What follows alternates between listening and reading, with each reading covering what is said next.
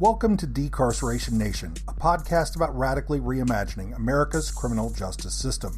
You can find all previous episodes on our website, www.decarcerationnation.com. And if you like the podcast, please remember to hit like and to subscribe to the channel below. Elliott Young is a professor in the history department at Lewis and Clark College. He is the author or co-author of several books and many articles, including Forever Prisoners, the book that we'll be discussing today. In addition, he is the co-founder of the Tepoztlan, I'm not going to say that one right. How would you pronounce it, Elliott? Tepoztlan Institute. For transnational history of the Americas. Mr. Young has also provided testimony in over 200 asylum cases. Welcome to the Decarceration Nation podcast, Elliott Young. Thank you, Joshua, for having me. It's great to be on. My pleasure, as usual. I always ask the same first question. It's kind of a comic book origin story question. How did you get from wherever you started in life to where you were writing a book about immigration and incarceration, or many books about immigration and incarceration?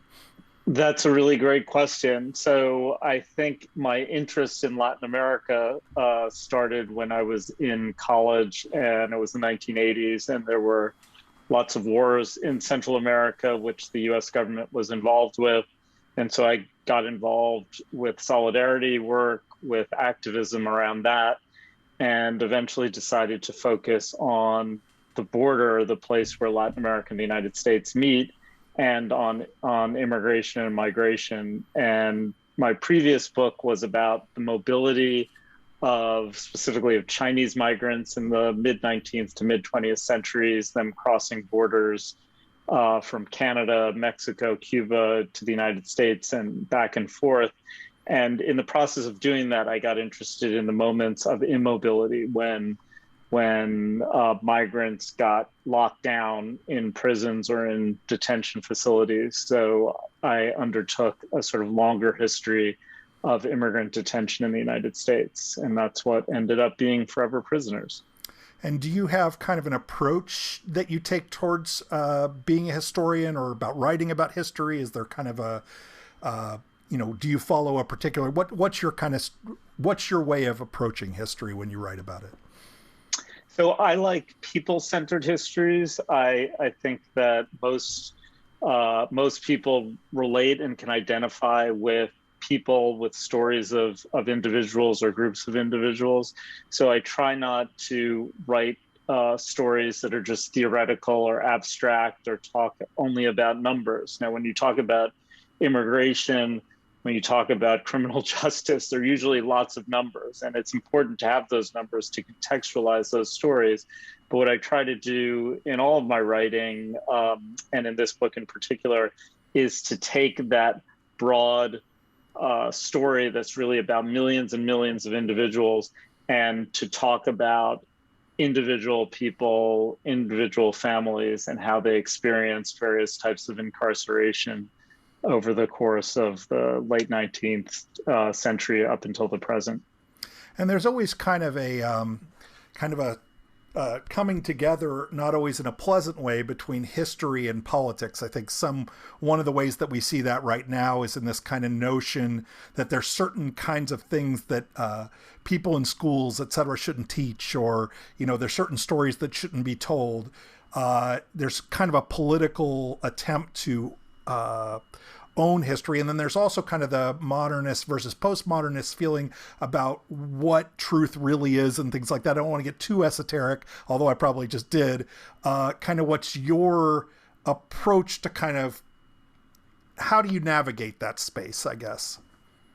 Yeah, well, I think history is always contested. Historians understand this. History is about various interpretations of the past based on the available evidence, and reasonable people could have different interpretations of that. But what we try to do in history is base it in actual evidence. So we're not just giving our opinions on things, we're interpreting usually documents, but it could also be oral histories. It could be other kinds of evidence from the past. Now, I think you're right about in the 1980s and 1990s, postmodernism and deconstructionism led many of us, especially those of us who considered ourselves on the left, question truth and universal truths. And I think that was important exercise to understand how truth itself is constructed, how narratives are constructed. But I think, the danger now, where we've gone sort of through the looking glass to the other side, is we're in this kind of post-truth world where people just say whatever they want, whether they have evidence for it or not, and things that are demonstrably false, like Trump's claims about the election, and that's just accepted. So I think I still hold on to certain facts and things that happened, like the Holocaust did happen. That is a fact, and there are other facts that are important. Now, beyond just establishing the basic facts, there's a whole range of interpretations and arguments about what those facts actually mean. There could be competing versions of what happened. And I think that that's what makes history interesting, is looking at those competing versions and talking about them. But in terms of ideas, either from the left of or the right, of banning certain books, banning certain ideas, I find that a horrible notion and anti-democratic. And I think that we need to be able to grapple with, contest, discuss all ideas, even the ones that are demonstrably false. I think we should take those on as well. Your book is called Forever Prisoners, which, at least for me, brings to mind some pretty specific prisoners in very specific geography. But your book is about a lot more than the prisoners held in sort of shadow prisons or in Guantanamo Bay. Do you want to talk about your vision for this book and why you tied it to that name? Yeah, well, I'm glad that you made that connection. That's exactly where the title comes from, the Guantanamo prisoners in particular. And what I was noticing is that through the history of immigrant detention from the late 19th century through to the present, various groups of immigrants have been caught in indefinite detention, basically locked up in prisons or detention facilities. The government has been unable to deport them because they don't have agreements with the countries where they want to deport them. And the individuals there are essentially will be forever prisoners. Now, eventually they are either deported or some of them are let out. Many of these people ended up dying in prison, so they were, in that sense, forever prisoners. But I thought it was important to link up the rightlessness that immigrants in the United States experience and the kind of extraterritorial perpetual imprisonment of so-called terror suspects. And I did that with a little bit of trepidation, because I think as soon as you say terror suspects, people immediately think of like the worst of the worst.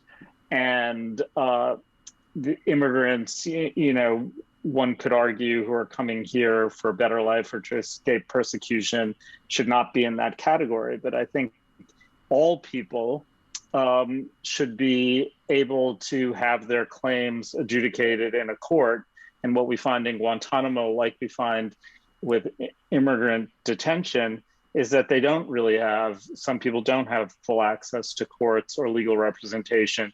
And so they're sort of just accused and assumed guilty and subject to this most extreme form of deprivation of liberty, which is imprisonment without access to, even the basics of bond hearings, without access to legal redress for their incarceration. If there's kind of a face or a story of the book, or throughout the book, it's Myra Machado. And during the Trump years, and really somewhat in the Obama and definitely some in the Biden years, we'll talk about it a little bit later, we heard a lot about why we should deport immigrants who came to the United States and committed crimes while situated in the United States. But the faces deployed to push that narrative were different than the majority, probably, of the faces who are most often deported. Can you tell a little bit of the story of Myra Machado? Sure. And I would just add that, under Obama, even in his second term, when he said we're going to focus on felons, not families, which is problematic in a whole lot of ways, even in that Sure, second because term. felons and families can, both of those things can be true at the same time. Is one of the Exactly, problems. they're Yeah. both could be true at the same time, and but even in that second, his second term, after he said that, the vast majority of people who were deported had no criminal conviction. So it's used as a way to gin up this deportation regime, but really the people who are most impacted have no criminal convictions. In the case of Myra Machado, she was brought to the United States when she was 5 years old by her mother from El Salvador, which was at the time experiencing a civil war, lots of violence. She grew up in California and then eventually moved to Arkansas. When she was 18, she wrote a couple of hot checks, fraudulent checks, and she was convicted of that. And basically, she did a sort of boot camp thing to get her for 6 months. She was pregnant at the time. The judge sort of looked favorably on her and her future, and that was kind of the end of it. She did her time for that that offense, but then 10 years later, 2015, she was picked up on a traffic violation, and by that point, under Obama, they had expanded the deputizing of local law enforcement as immigration officials, officers. And so when she was picked up on that traffic violation, the ICE deputized officer ran her name through the database, found out she did not have status in the country, and she was put into immigrant detention. And then the issue of her previous criminal conviction came up. And the laws had been, from the late 1980s up until the mid 2000s, basically increasingly tied criminal convictions to immigration outcomes. So in other words, if you had a criminal conviction, especially one that was considered an aggravated felony, which is something that's made up in the immigration law, what counts as an aggravated felony, then you were barred from almost all kinds of asylum. And this particular charge, because she had failed to, even though she had served her time, she had failed to appear in court through some misunderstanding with the courts, it was considered an aggravated felony, and therefore she was barred from many types of relief. So when I came to hear about her case, which was in 2016, I was an expert witness in her case against deportation. She lost that case, and her lawyer appealed the case. And while the appeal was pending, she was deported back to El Salvador. A place where she hadn't been since she was 5. Exactly. For all intents and purposes, she's the most Americanized person, one can imagine, in terms of speaking English, accent, attitude. I just always think of it as like being, sent to the surface of the moon. As far as she knows, I mean, she doesn't, maybe she has family there, but didn't seem like very much, at least in the way that you explained it. But it's somewhere she hasn't been. She doesn't know people. She doesn't have connections there. And now she's being sent there for the rest of her life. It just seems very cruel to me. I don't, Yeah. And not only that, she had 3 U.S. citizen children who were left behind in Arkansas with her mother.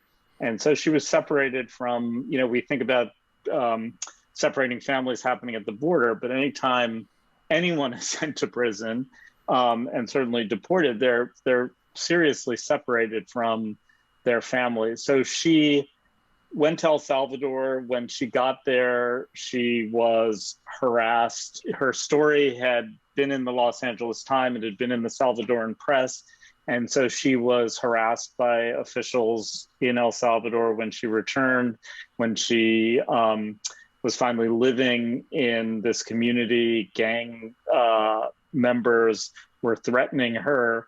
And so given all of those conditions and missing her family, she returned to the United States after a few months, lived with her family clandestinely for a year, and then was finally on another minor traffic stop, was picked up again, sent to Louisiana, put in a geo-run detention facility in Gina, Louisiana, which is like 4 hours from New Orleans, in a very remote part. And it was from there that I got a call from her in, I guess it was the spring of 2019. I get a call from the LaSalle Detention Center from Myra Machado, who was basically at that point representing herself. She had my phone number from when I served as an expert witness and asked whether I would help on her case. And I, of course, said I would. At the time I was writing this book, and I asked whether she would be interested in having her story told, and she was.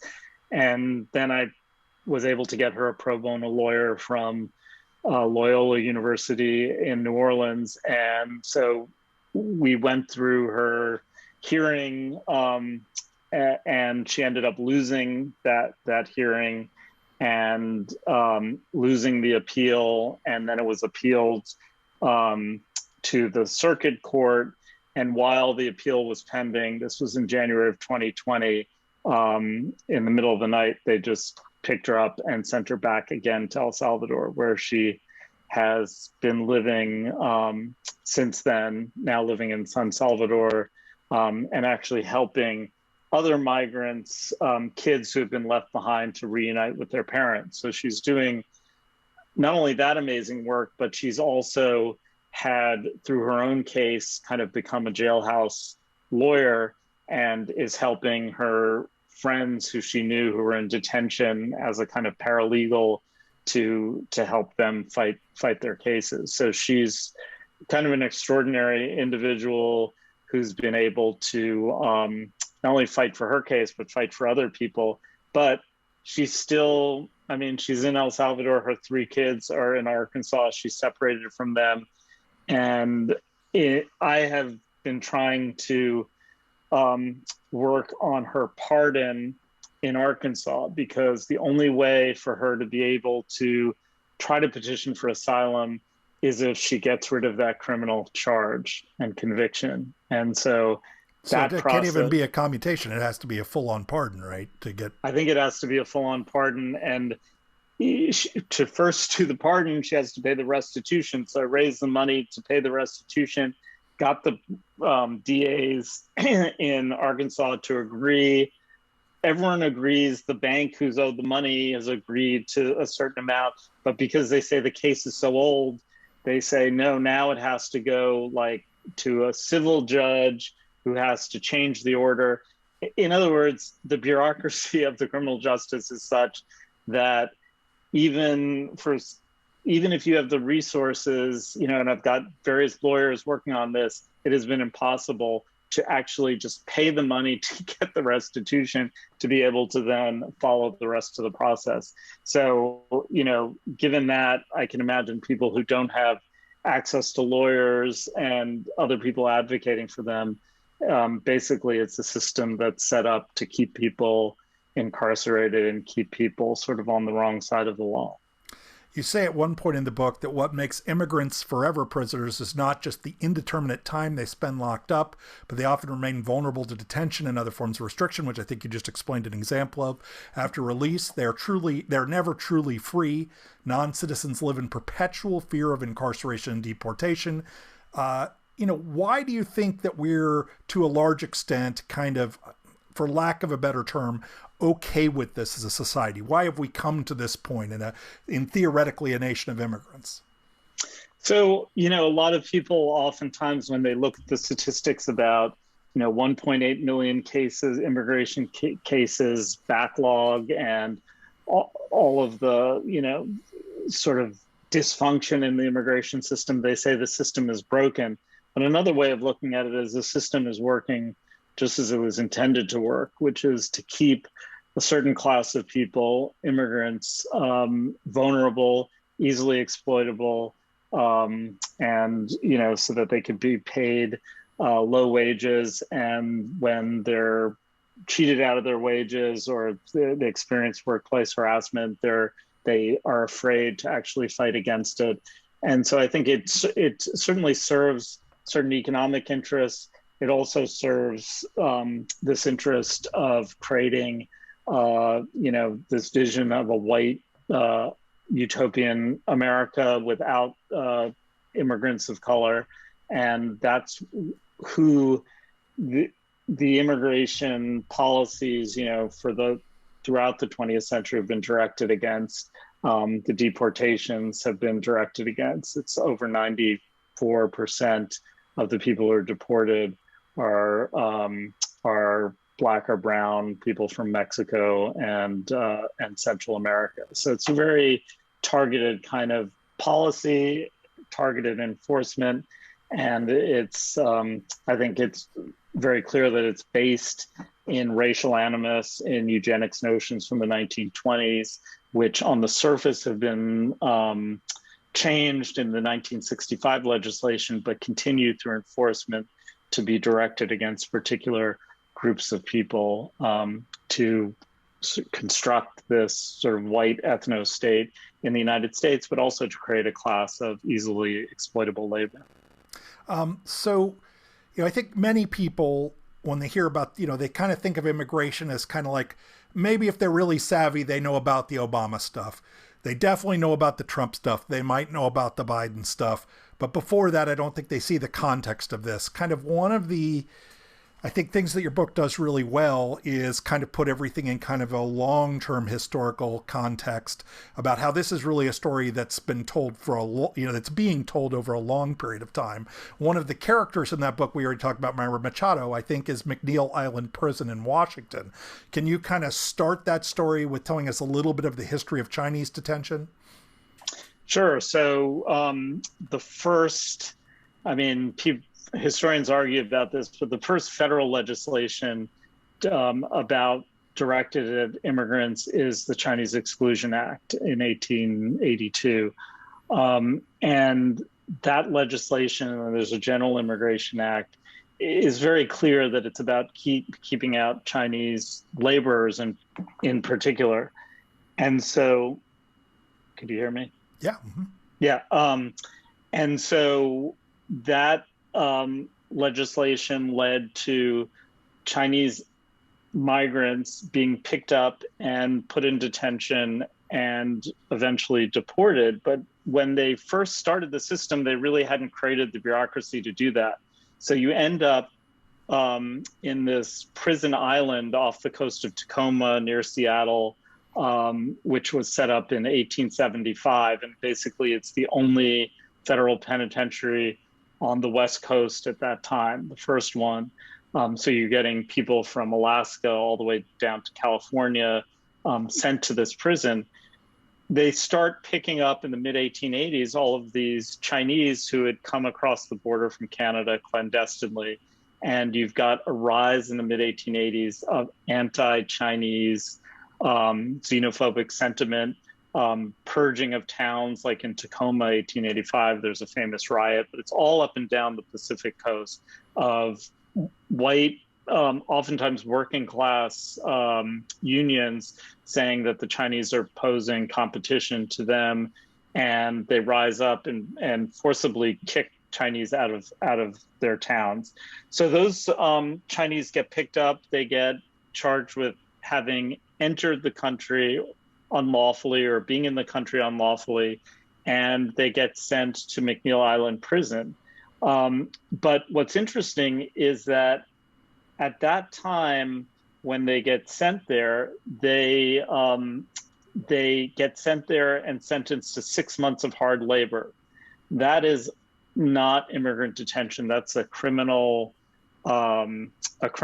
charge, but they had not had a court hearing, a judicial hearing. And so this raises all sorts of questions for people, lawyers who are looking at this, like how could these people not have had a court hearing, and yet they're receiving criminal sentences.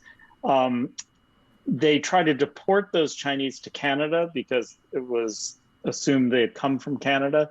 But Canada at that point had a head tax, which charged Chinese about $50 to come in. The Chinese didn't have the money, so the Canadians refused to accept the Chinese. And therefore, they were brought back to McNeil Island. And you end up having the Chinese languishing on McNeil Island for years, while the federal government is trying to figure out, US government, what to do with them. They eventually begin deporting them all the way back to China. And it's from there that we begin to see this whole growth of the detention and deportation regime that we know so well today.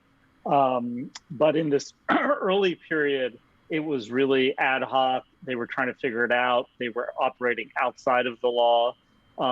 Eventually, the Supreme Court in 1896 steps in and says, you cannot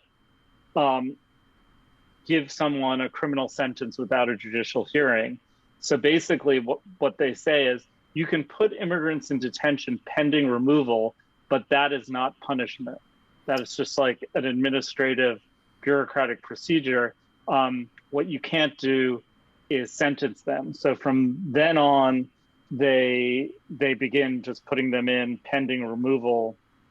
Which is also part of a long history of the court allowing people to essentially be incarcerated, only calling it something other than incarceration, which is, this is not the only instance of that.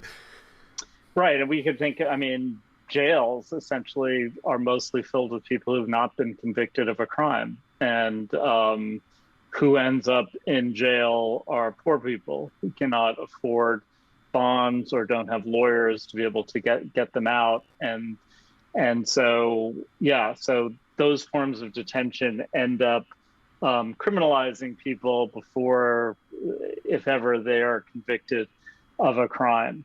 So yeah, to the person who's incarcerated, it doesn't make, there's a, we'll talk about this a little bit later, but there's a person who's been incarcerated in Illinois for 30 years who has never been tried for a crime, because of civil commitment laws, which is something that you do bring up in the book. And so there's this history, I think a long through history of things like this. And I also think the second story you tell is about Nathan Cohen. And I think most of us think of mass incarceration kind of starting in the late 70s or early 80s. But you suggest that there kind of has been mass incarceration kind of ongoing in different ways for a long time, for instance, through mental health facilities, or what are called mental health facilities. Can you talk a little bit more about this? Yeah, so I started noticing in doing this research that a lot of immigrants, foreign-born people, were ending up in these, what they would call then at the time lunatic asylums, and that there was a disproportionate rate of foreign-born people who ended up there. And so I started to look into it, and I was shocked and surprised to learn that really in the early part of the 20th century, the vast majority, not just of non-citizens, but of citizens, were incarcerated in mental hospitals and not in jails or prisons. And so if you look at the rate of institutionalization per the population, you'll see that the rate is pretty much the same in the early 20th century as it is at the end of the 20th century, if you include things like mental institutions. And so understanding that, I started to look into this case of this Russian Jewish immigrant who had been in Brazil for several years, comes into the United States in 1912 through Ellis Island, ends up in the South in Georgia, then Jacksonville, Florida. And through a series of things that happens in his life, he loses his business, his wife runs away with his best friend. He has a kind of mental breakdown and becomes mute.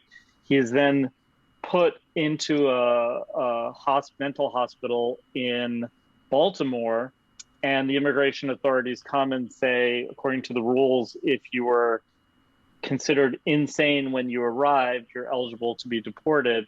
And so he is then brought back to Ellis Island, put on a ship to be deported back to Brazil. The Brazilians say, well, he's not a Brazilian citizen. We don't want him. They go to Argentina, try to drop him off there. The Argentines don't want him. He ends up taking the ship all the way back to New York, spending several more months in Ellis Island. They try again to deport him. He goes back. Again, he's rejected. The Russians don't want him because they're trying to get rid of Jews at that time from Russia. And so he ends up back in the harbor in New York, and essentially is one of these people who was called then in the press like the wandering Jew, the man without a country, because no one wanted to accept him. Finally, with the intervention of some aid organizations like HIAS, which still exists, the Hebrew Immigrant Aid Society, and the Knights of Pythias, which is a fraternal organization, they agree to pay for his upkeep in a private sanatorium in Connecticut. So he's let off the ship, and he ends up in that sanatorium in Connecticut. And within a year, he dies, and he's only like in his mid-30s, and he's finally buried in Staten Island. So that case just is one example of someone who ends up, in part through the process of migration, sort of undergoing this mental breakdown, and then because of that gets deported, but also is unable to be deported. So ends up in this sort of liminal space of indefinite detention, plying the seas between New York and South America. And it's kind of a Kafka-esque story of just this like bizarre situation that he was in, where he couldn't land anywhere legally, and the only place they would land him was in the prison in Ellis Island. Speaking of Kafka-esque stories, one of the most disturbing parts of the book, in my opinion, although it's all pretty disturbing, is the story of a person from Japan who was living in Peru only to be extradited to the United States in a camp during World War II. What should people know about the enemy alien program? Yeah, so these things, like if you told someone these stories, if someone told me these stories, I'd be like, this is fiction, like this is crazy stuff. But this actually happened in World War II.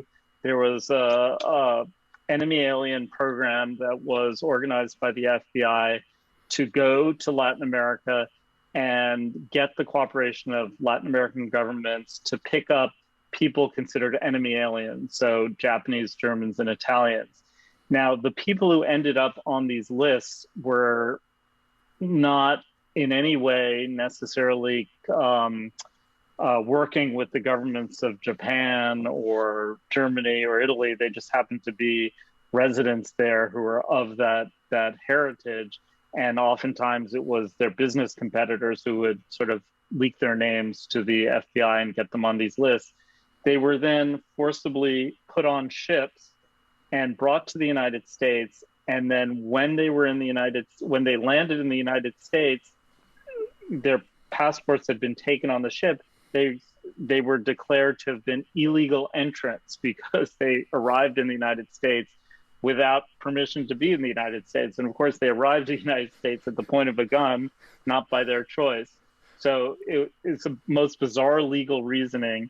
And they end up in these enemy alien camps in Texas and New Mexico during the war. And even after the war ended, Peru didn't want to accept back the Japanese Peruvians. And so they were kind of stuck in detention. They had the choice of returning to Japan, but Japan was, after the war, not a very likely place that one would want to return to. And many of the people were actually children who were born in Peru. So they were Peruvian citizens, but Peru didn't want them back. And so these cases were brought to court. And what the court said is, we have no jurisdiction over what happens outside of the territory of the United States. So if they were kidnapped by the U.S. government and brought to this country, we have no opinion about that. So as far as we're concerned, they are illegal That's entrants. Just awesome, by the way. I mean, yeah. Yeah, the court's like, sort of put on these blinders to like what is common sense and say, you know, we can't look at that, we can't look at the other thing. And as a result, you know, thousands of these Japanese Peruvians ended up in detention.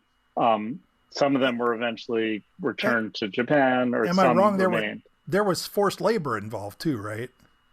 Yeah, so in these camps, there was labor going on, forced labor. I mean, some of the people refused, like the Seiichi Higashide, the person who I sort of focus on. He refused to do work, and I think you could refuse. Many of the other people did do work on the camps, and they also used some of those people who were in detention to sort of farm them out to local farms to work as labor there. And in fact, Seiichi Higashide and his family, after the war, ended up being transferred to Seabrook Farms in New Jersey, which was a food processing plant. So they're essentially on in a private corporate sort of detention facility where they're working for this private corporation, but they're essentially in detention. They're not allowed to leave that area.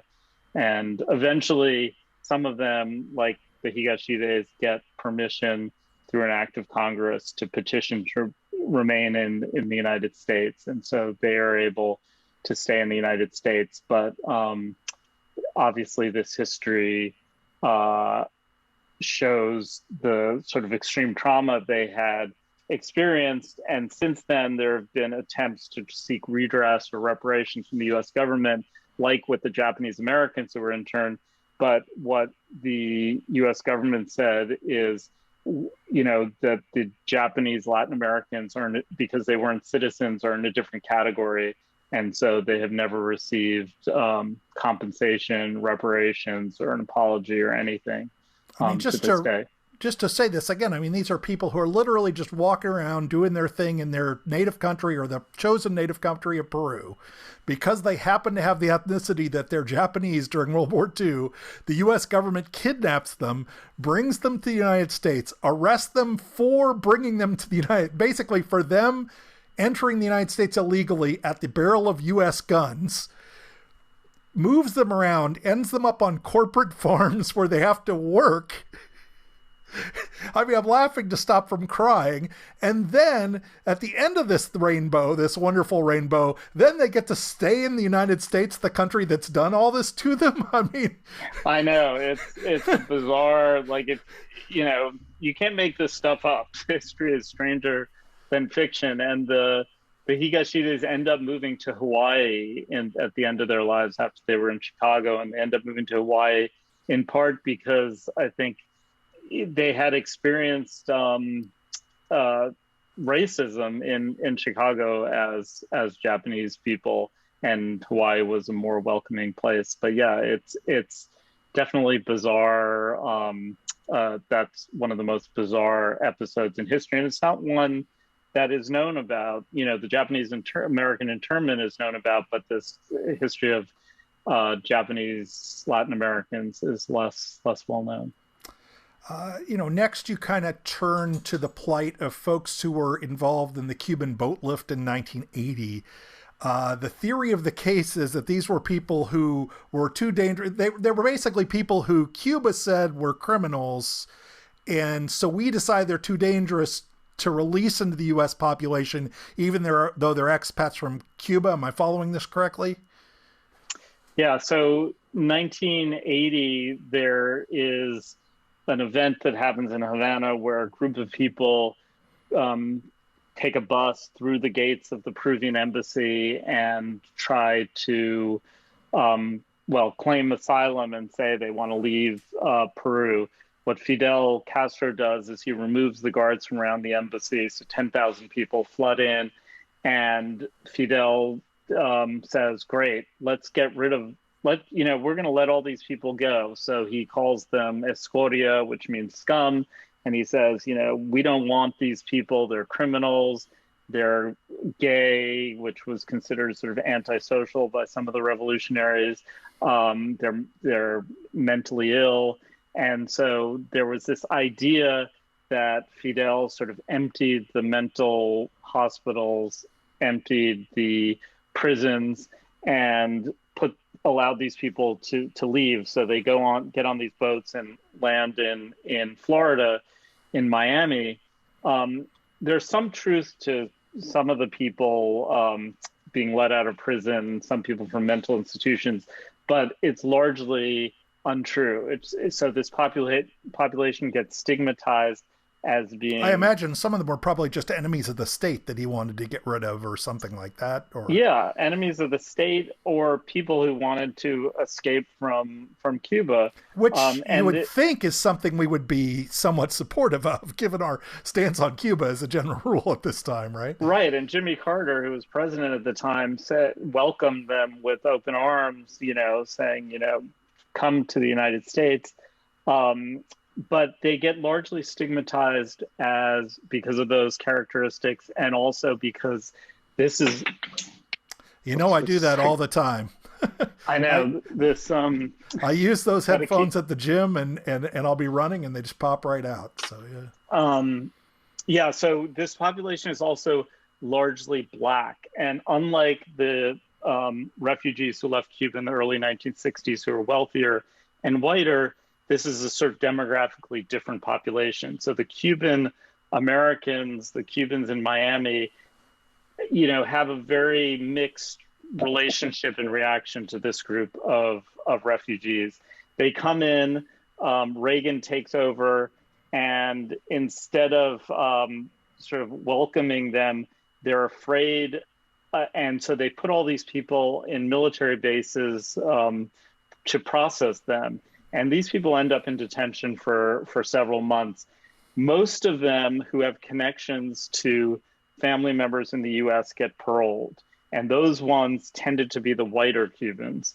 The blacker Cubans, or the darker skinned Cubans who didn't have those connections, don't tend to get paroled. But the ones who do eventually get paroled into the U.S. When you say paroled, that usually assumes that a sentence has been passed. When you say, when you use that language, why are you? I just want to make sure that we understand what the legal situation for these people was at this point. Yeah, so legally they've not committed any crimes, but this is what and they actually create a separate category for them as entrants for the Haitians and the Cubans, which means they're considered to have entered the country, but for legal purposes, they're considered to still be on the threshold of the country. And the reason why they do that is because if you're on U.S. soil, if you're considered within the United States, you have certain rights. And if you're considered outside of the United States, you virtually have no rights. And so they wanted to keep them in this position more of rightlessness. So by parole, it means that their immigration status had not been resolved. They're basically in the process of trying to get an immigration status, but they're allowed out of detention. In those first few years of the 1980s, a certain number of them, thousands of them, end up with criminal convictions. Most of those criminal convictions are low-level drug possession charges, like having cocaine. Some of them are assaults. There are very few number of more serious violent crimes. So those people are then serve their time on their criminal sentences.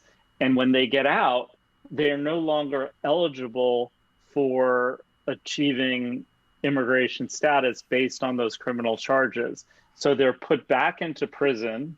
Most of them end up in Atlanta Penitentiary, and they're basically pending deportation. But because of the relations between the U.S. and Cuba says they won't accept these people back. And so these people have served whatever criminal time they were given, but are continuing to be held in prison in a penitentiary along with other people who've been convicted of crimes, and for an indefinite sentence. And so in Atlanta Penitentiary, they begin to organize and petition for their freedom. And they've come many of them with very anti-communist beliefs, thinking that the U.S. is the land of freedom and liberty, and they're petitioning like, "Dear Mr. Reagan, like, please free us." And there are sort of illusions about what the United States was supposed to be, confronts the reality of being locked up in a penitentiary in Atlanta without access to freedom and without access to protection from the law. So in 1987, eventually the U.S. government negotiates an agreement with the Cuban government to accept back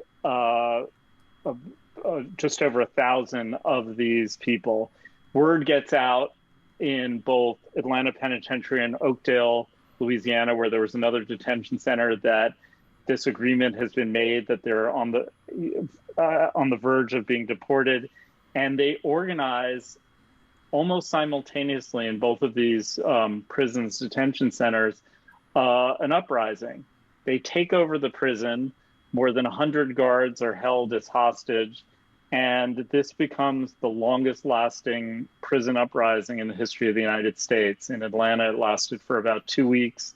One of the Cubans was shot in the first hours, shot and killed in the first hours of the protest. None of the hostages were harmed. So it ends relatively nonviolently after the U.S. government agrees to hear each of their cases individually. So all they're asking for is basically a review of their case to be able to petition for asylum to stay in the United States. And eventually more than 1,000 of them get deported back to Cuba. Others are able to remain in the United States. But today, some of those same people who remained in the United States still don't have immigration status. So at any time, they could be picked up and deported. And in fact, after Obama sort of made that, sort of opened up relations again with Cuba, they began to pick up more and more Cubans and put them into deportation proceedings. So it's a real fear on the part of these people who've been in this country now for 40 years and could be deported to Cuba at any moment. So let's start putting a little of this into larger context. So we've got kind of the, in a sense, the book, behind the book, in a sense, is the people at Guantanamo Bay. They're not necessarily a big part of the book, but they're a part of the book, I would have to say. Mm-hmm. At least, the people who still haven't been charged, who are sitting there, there's been no process.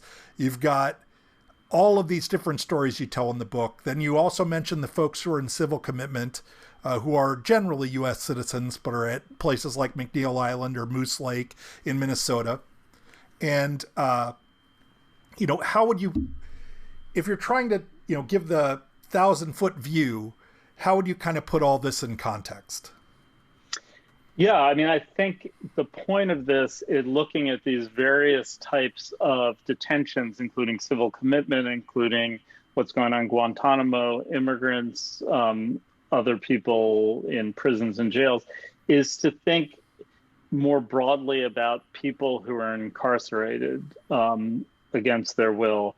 And when you start to do that, you realize that all of these stories are connected. The immigrants who are at Atlanta Penitentiary, it's no different for them than someone a U.S. citizen who's received a criminal conviction and ends up in Atlanta Penitentiary. In fact, the U.S. citizen has more protections than the immigrant who doesn't have any criminal conviction, because at least if you've got a criminal conviction, the government has to provide you a lawyer, maybe not a good lawyer, but a lawyer.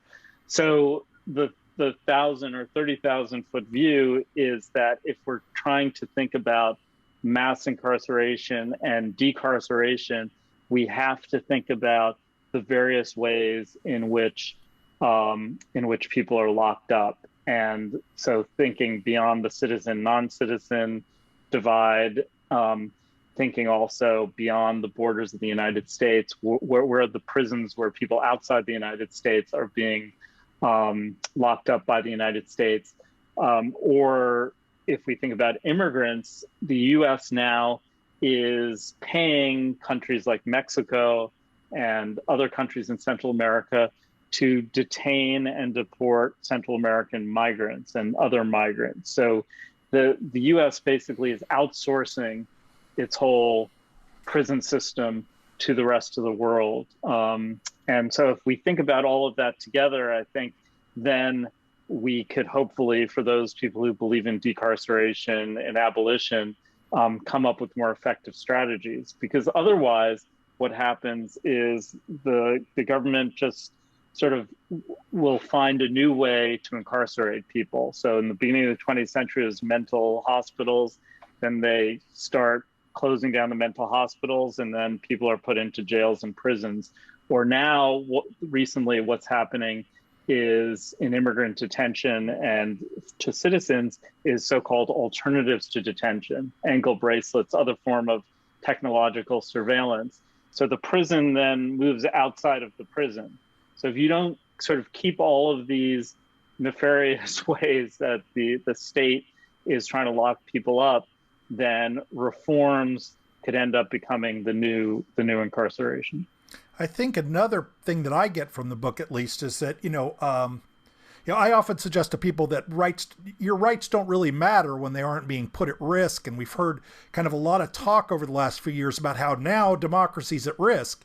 And what I think the stories your book tells is that, in a sense, elements of or what we're supposed to deeply believe in have been in play the entire time and been undercut with our full willingness in a lot of cases, in a lot of different ways, both in terms of the way we treat people who maybe don't have full constitutional protections, and in some cases in the ways that we treat people who are supposed to have full constitutional protections, but that there's a line that goes through all of them, kind of like a dark underbelly to what people call, in a positive way, the rule of law, that allows a lot of the excesses that we believe are probably impossible in our system. Is that fair? Or?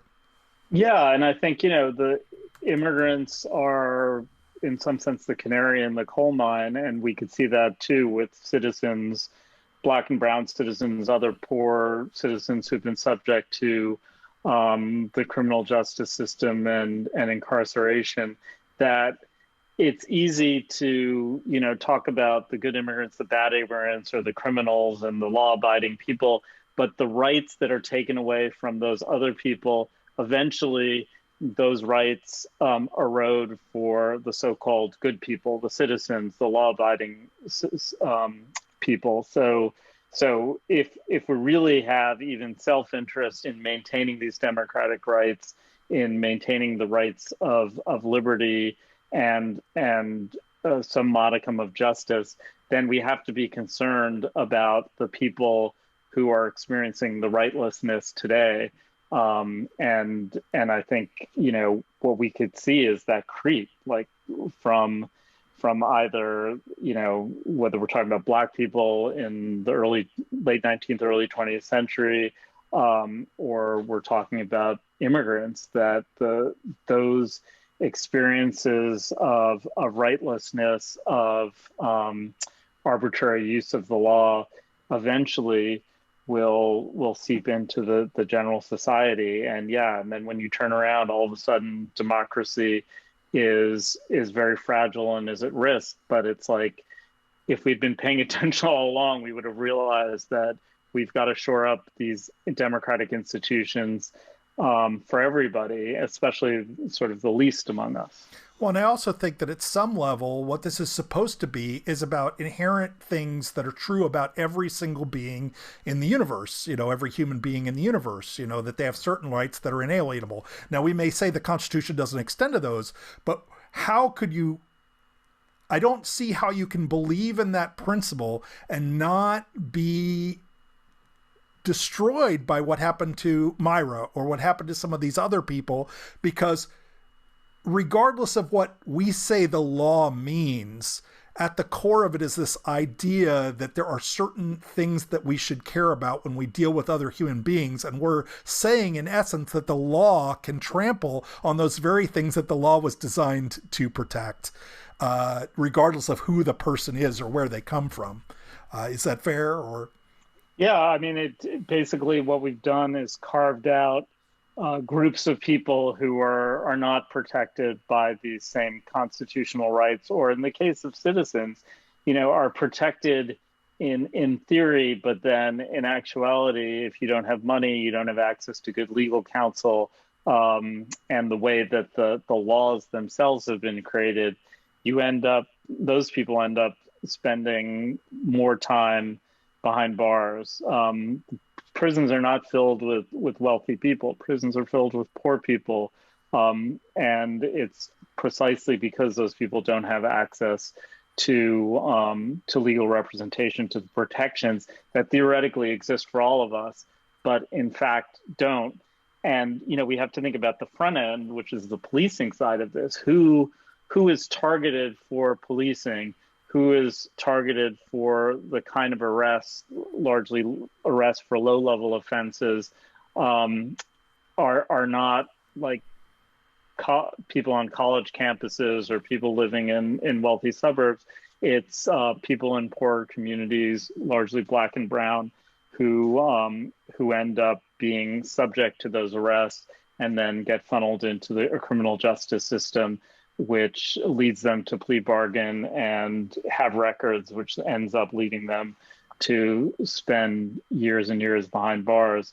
And so, as there was some progress because of all of the efforts of activists to decarcerate in the United States, but we're actually seeing at the federal level that graph go in the opposite direction now under Biden. Yeah, in both regular, U.S. citizen incarceration and also in immigration enforcement. My understanding is it's actually increased, that detentions have increased quite a bit under Biden, which is a bit strange given that the departure point was one of the main departure points, I think, for many people was that Biden was going to be different than Trump on immigration. Am I crazy here, or is... No, you're not crazy. The system is crazy. That's certainly what we thought and hoped. But I think, as my book shows and other people have shown, like anti-immigrant policies has been bipartisan, for a long time. So Democrats and Republicans. And although Biden's rhetoric is certainly better than the anti-immigrant xenophobia we heard from Trump and Stephen Miller, on the ground, detentions are actually up from the end of the Trump era to Biden, and he's been a huge disappointment, I think, on immigrant rights and on continuing the terrible policies of Trump in terms of Title 42, which is basically just expelling people without any access to apply for asylum based on this putative health concerns, or the Remain in Mexico policy, which has been reinvigorated in part because the courts have demanded it. But yeah, I mean, Biden has not really turned 180 degrees, and in many ways has continued a lot of the same policies that were true under Trump, true under Obama. And it's just going to take a lot of continued activism. Unfortunately, a lot of the people who were incensed when Trump was doing it, now that Biden is in power and is speaking in more polite terms, they're not as focused on what's going on the border, what's going on in terms of immigrant detention. And so it sort of fades. And without that sort of pressure on the street, I think a lot of the bad policies will continue. Yeah, and I think that, we're about to see, one of the questions I'm asking this year is that, we're seeing this come across in kind of a tough on crime narrative dominating 2022. How do you, and what you just said is a microcosm of, I think, what's happening, which is the right demagogues on tough on crime, and the left, instead of saying you're wrong and here's the reasons why, says no, we're really tough on crime. and they double crack down just to show how tough they really are. Do you have any kind of theories on how people can respond? This is the question I've kind of been asking this year so far. How people can respond through this election cycle and in the face of things like the homicide spike we talked about earlier. Yeah, so I think, we have to be really vigilant about the way the media portrays certain elements of crime, like the spike in homicides going up, and be clear that the data shows that overall violent crime is at a 30-year low. And even in the cities where, like Portland, where you do have this spike in homicides, violent crimes are actually down overall year over year from 2021 to 2019. And so the data just doesn't support this narrative, but there is a narrative being pushed by the media and politicians that things are out of control. Portland is on fire. Antifa's like New York's on fire. San Francisco's on fire. All these places are on fire. It's simply untrue. And anyone who lived through the 1980s will remember this. There was a lot of law and order discourse, hysteria about crime, and so I think that we have to try to bring the data to say, like, what is the truth about this picture, but also to focus on the solution. So how are we going to solve the very real problems of social dislocation, immiseration, homelessness? Well, according to them, you just arrest everybody or deport them. Exactly. I mean, they've got their answer, which is more police and more incarceration, more deportation. I think the answer that many other people have given is we need to solve the upstream problems that are causing these social problems. And so thinking about alternatives to the police that are unarmed and that actually try to solve people's problems instead of increasing their problems. And we're pushing that. A lot of people have been pushing that in Portland and other cities across the country. But I think we've had limited success because I think this narrative now of out of control crime is justifying increasing police budgets and doing the same things which got us to the situation of mass incarceration in the first place. So we're at this moment when we need to double down on what we know is the alternative or the transformation from what we have, and not return to the same old solutions, which are always end badly. Yeah, people really liked last year that I was asking this question, so I'm bringing it back this year. I'm asking if there are any criminal justice related books that you've read recently that you might recommend to others. If you don't have any, that's fine too, but...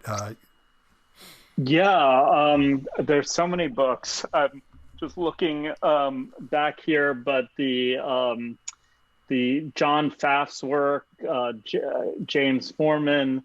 both have been podcast guests, so I like that. Oh, great. Yeah. Actually, there's also this global book looking at global policing by Stuart Schrader, who is trying to understand sort of the connections between policing in the United States and how that policing is exported globally. So I think that there is amazing scholarship coming out on criminal justice and the history of policing, the history of prisons. So we're in a sort of the golden age of that. Unfortunately, it's responding to this terrible situation we're in. But the other person who's a favorite of mine is Kelly Lytle Hernandez, a historian who wrote this book, City of Inmates, about sort of the long history of incarceration in Los Angeles, going all the way back to, indigenous, when indigenous people were in that area, all the way up to the present, and looking again at the variety of ways people are incarcerated for immigrant detention, political radicals, and then people who are considered just criminals. And where would you recommend best for people to find your book? So if you go to Oxford University Press, you could order it directly from them if you want to avoid lining Jeff Bezos's pockets with, or your local bookstore. But yeah, it's readily accessible, and I think there's an electronic version. There's even an audiobook version, which I have not listened to, but people are welcome to listen to it. And yeah, I just want to thank you for giving me this opportunity to talk about it. And anyone else who wants to talk about it, I'm always eager to share.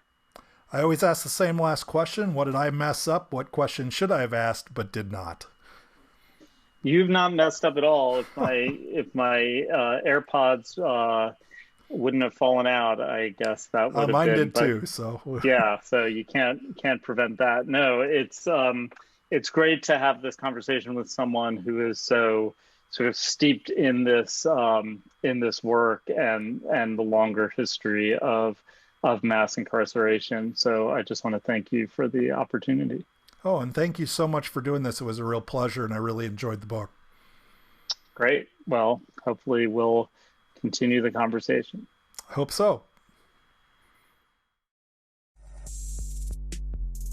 Thanks so much for listening to the Decarceration Nation podcast. You can learn more about this episode in the notes or visit our website, www.decarcerationnation.com. If you enjoyed the podcast, please subscribe, and please like this episode and leave comments below. Special thanks to Andrew Stein, who does the editing and post-production for me, to Ann Espo for helping with our transcripts and social media images, and to Alex Mayo, who helps with our website and does the video transcription. Make sure and add us on social media and share our posts across your network.